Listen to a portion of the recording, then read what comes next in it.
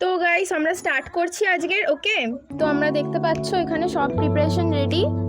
এবার আমরা স্টার্ট করছি। দেখতে পাচ্ছ বরফ, লেবু, পুদিনা পাতা, লঙ্কা, পার্লস, চকলেট আর এখানে।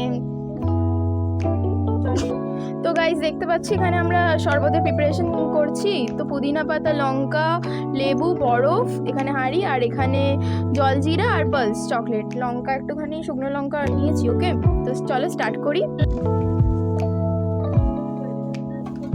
দেন এর মধ্যে আমরা দেব স্বাদ মতো পরিমাণ, এখানে যেটা এই পেস্টটা বানিয়েছি এটা